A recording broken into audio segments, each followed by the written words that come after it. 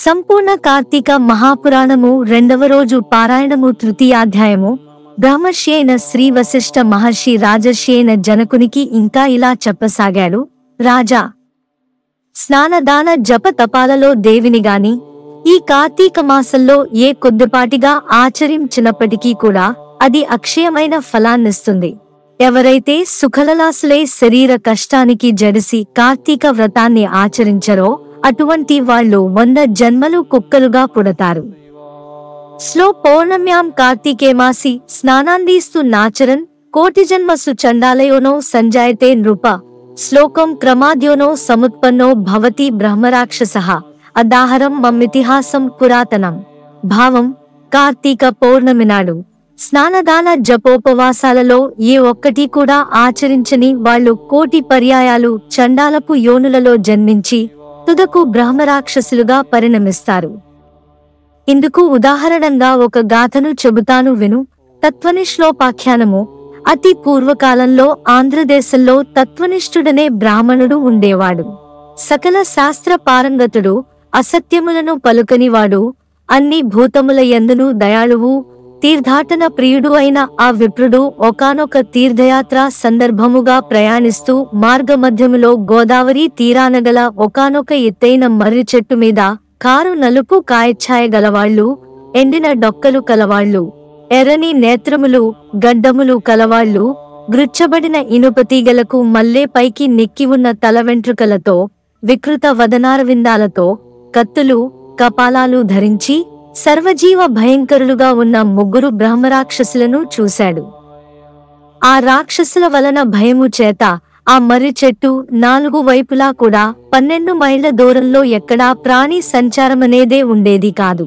అటువంటి భయంకర స్వరూపులైన ఆ రాక్షసులను అల్లంత దూరము నుంచే చూసిన తత్వనిష్ఠుడు అదిరిపడ్డాడు. దానితో బాటే ఆ రాక్షసులు కూడా తనను చూడటంతో మరింత భయపడినవాడై శోకాకుల చిత్తముతో శ్రీహరిని స్మరించసాగాడు. తత్వనిష్ఠుడి శరణాగతి. శ్లోకం త్రాహి దేవేశ లోకేశ త్రాహి నారాయణావ్యయ సమస్త భయవిధ్వం సిన్ త్రాహి మాం శరణాగతం వ్యాసం పశ్యామి దేవేశ త్వత్తోహం జగదీశ్వర.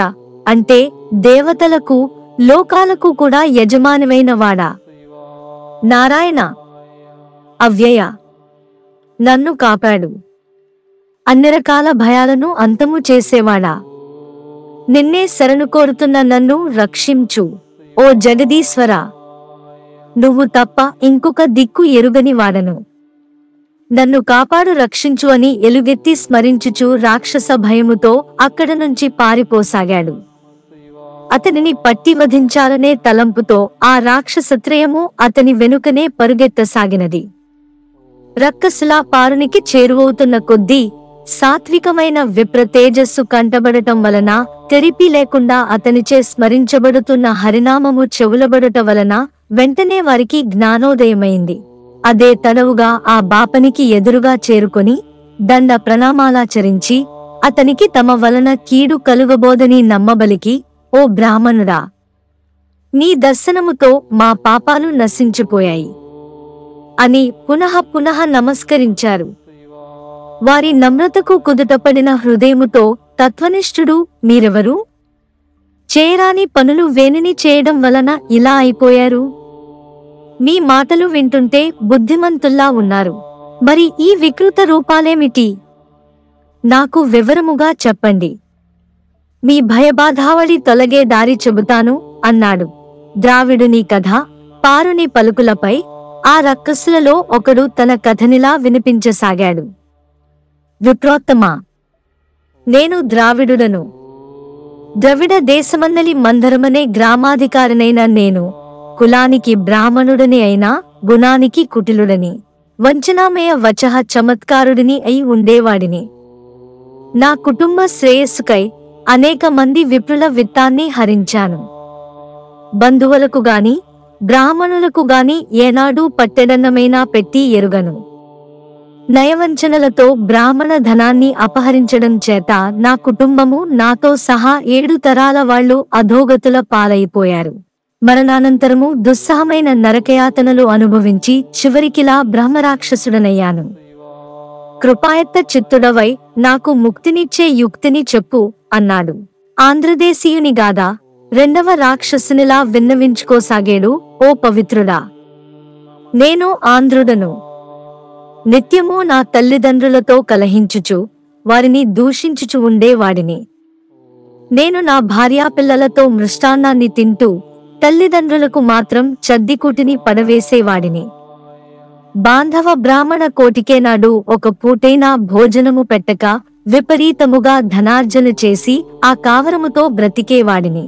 ఆ శరీరము కాలం చేశాక నరకానపడి ఘోరాతి ఘోరమైన బాధలనుభవించి చివరికి ఇక్కడిలా పరిణమించాను.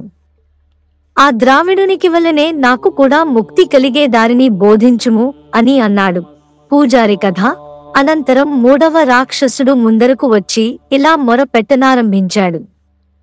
ఓ సదాచార సంపన్నుడా, నేను ఆంధ్రదేశపు బ్రాహ్మణుడను. విష్ణువాలయంలో పూజారిగా ఉండేవాడిని.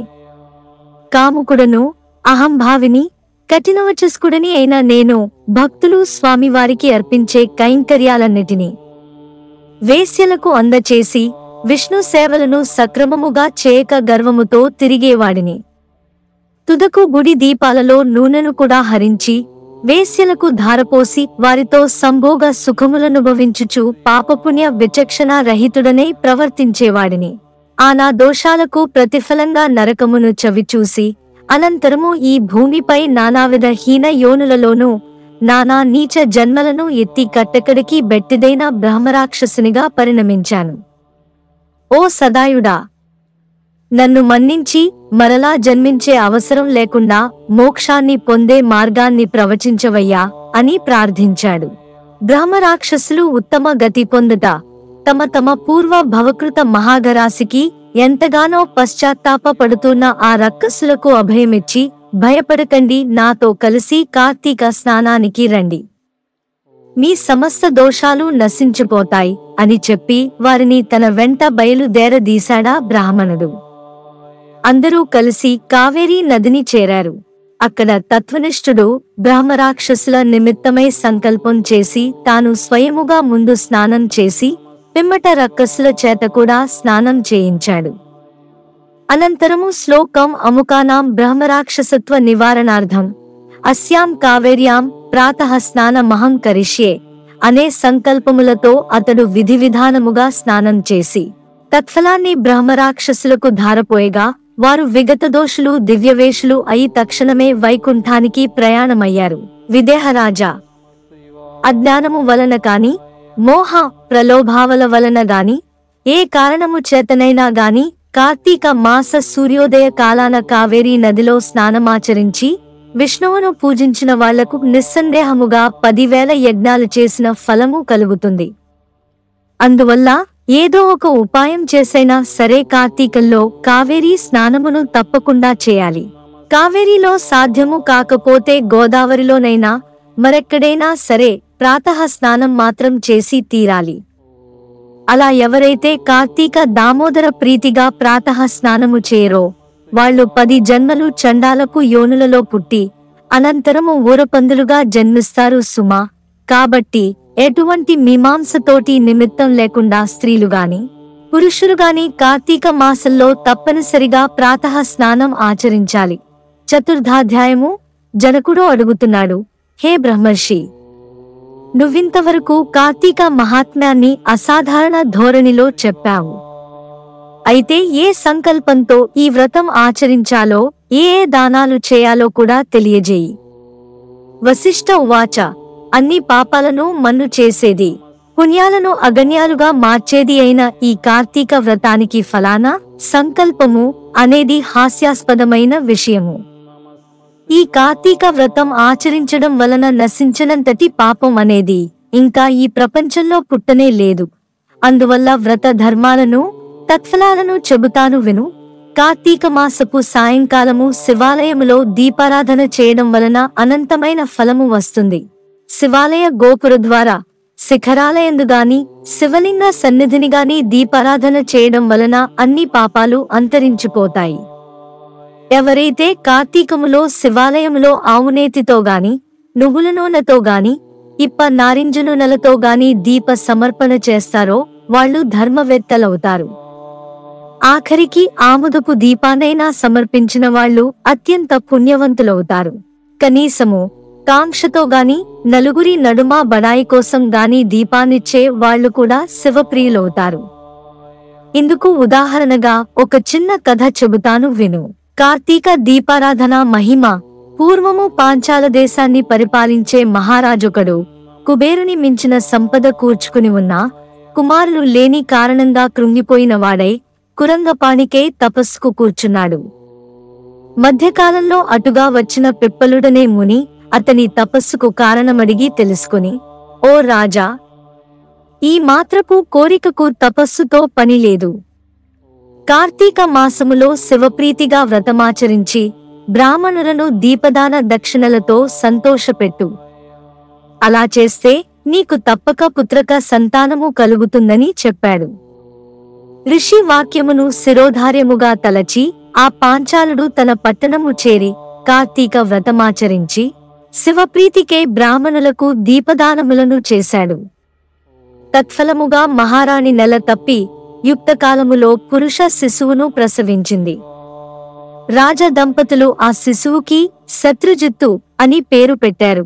శత్రుజిత్తు చరిత్రము.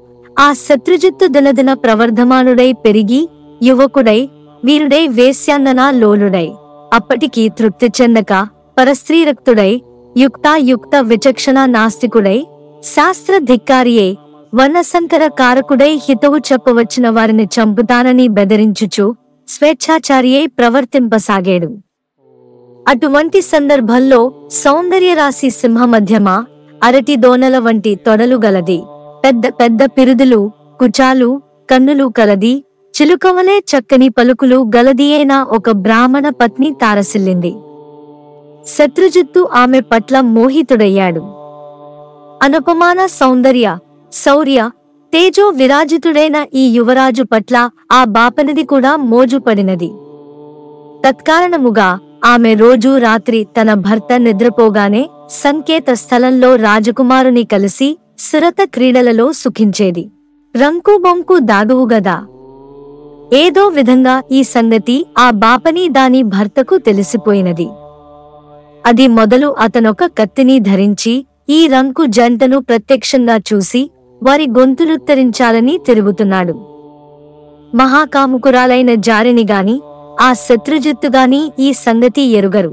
రోజులిలా గడుస్తూ ఉండగా ఒకానొక కార్తీక పౌర్ణమి సోమవారం నాడు రాత్రి ఆ కాముకులు తమ సురత క్రీడలకే ఒకానొక శిథిల శివాలయాన్ని సంకేత స్థానముగా ఎంచుకున్నారు. అపరరాత్రి వేళ వాళ్లు అక్కడ కలుసుకున్నారు. గర్భగుడిలో అంతా చీకటిగా ఉంది. ఆ బాపనిది తన చీర చెంగు చింపి వత్తిని చేసింది. రాజకుమారుడు ఎక్కడినుంచో ఆముదమును తెచ్చాడు. ఇద్దరూ కలిసి అక్కడి ఖాళీ ప్రమిదలో ఆ రెంటినీ జోడించి దీపం పెట్టారు. ఆ దీపపు వెలుగులో ఒకరి అందాలొకరు చూసుకుంటూ సంభోగములో లీనమయ్యారు. ఈ విషయాన్ని ఆ బాపన దాని మొగుడలాగో తెలుసుకున్నాడు. కత్తి పట్టుకుని వచ్చాడు. ముందుగా శత్రుజిత్తుని, అనంతరం తన భార్యను తెగనరికి తాను కూడా అదే కత్తితో పొడుచుకుని ఆత్మహత్య చేసుకున్నాడు. ఆ విధంగా వాళ్ళు ముగ్గురు ఆ రాత్రి అక్కడికక్కడే విగత జీవులు కాగానే పాశహస్తులైన యమదూతలు, పవిత్రాత్ములైన శివదూతలు ఒకేసారి అక్కడకు చేరారు. శివదూతలు రాకుమారుడిని, రంకులాడిని తమ విమానంలో కైలాసానికి తీసుకుపోసాగారు. యమదూతలు అమాయకపు బాపడిని తమతో నరకము వైపు లాగుకుని పోసాగారు. అందుకచ్చరుపడిన పారుడు, ఓ శివదూతలారా, కాని పనిచేసిన వారికి కైలాస భోగము, నా వంటి సదాచారుడికి నరక యోగమునా అని ప్రశ్నించగా, అందులక శివదూతలు, వీరంత పాపాత్ములైనా ఈ రోజు కార్తీక పూర్ణిమ సోమవారం కాబట్టి శివాలయములో, అందున శిథిలాయములో శివలింగమునకు ఎదురుగా దీపారాధన చేశారు గనక వారి పాపాలు నేరాలు నశించి పుణ్యాత్ములయ్యారు. ఏ కారణం చేతనైనా సరే కార్తీక మాసములో అందున పౌర్ణమి నాడు పైగా సోమవారము నాడు దేవాలయములో దీపారాధనము చేయడం వలన అత్యధిక పుణ్యాత్ములైన వీళ్ళని పాపకర్ములుగా భావించి చంపిన కారణంగా నువ్వు పుణ్యహీనుడివి, పాపాత్ముడివి అయ్యావు. అందుకే నీకు నరకము, వీరికి కైలాసము అని చెప్పారు. బ్రాహ్మణుడికి శివపారిషదులకు జరిగిన ఈ సంభాషణను విన్న శత్రుజిత్తు తాను కలుగ చేసుకుని, అయ్యలారా, దోషులము మేమైయుండగా మాకు కైవల్యమిచ్చి మమ్మల్ని చంపి పుణ్యాత్ములను చేసిన ఆ అమాయకుడిని నరకానికి పంపడం భావ్యము కాదు. కార్తీక మాసము దొడ్డదైతే, అందున పౌర్ణిమ గొప్పదైతే, సోమవారము మరీ ఘనమైనదైతే, దీపారాధన మరీ పుణ్యకరమైనదితే మాతో బాటే కలసి మరణించిన ఆ బాపనికి కూడా కైలాసమేయక తప్పదని వాదించడం జరిగింది. తత్ఫలముగా శత్రుజిత్తు తాను తన ప్రియురాలు ఆచరించిన వత్తి తైలముల పుణ్యము తాముంచుకొని ఆ దీపమును వెలిగించిన పుణ్యమును బ్రాహ్మణులకు ధారపోయగా, శివదూతల విప్రుని కూడా యమదూతల నుండి విడిపించి తమతో కైలాసానికి తీసుకుని వెళ్లారు. కాబట్టి ఓ మిథిలానగరాధీశ్వర, కార్తీక మాసములో తప్పనిసరిగా శివాలయములో గాని విష్ణువాలయంలో గాని దీపారాధన చేసి తీరాలి. నెల పొడుగునా చేసిన వాళ్లు జ్ఞానులై తద్వారా మోక్షాన్ని పొందగలుగుతారు. అందున శివాలయములో చేసిన దీపారాధన నిరంతర మోక్షప్రదాయినిగా గుర్తించు. నా మాట విని కార్తీక మాసము నెల పొడుగునా నువ్వు శివాలయములో దీపారాధన చెయ్యి. ఏవం శ్రీస్కాంద పురాణాంతర్గత కార్తీక మహాత్మ్యమందు చతుర్థాధ్యాయ సమాప్తః. రెండవ రోజు పారాయణము సమాప్తము.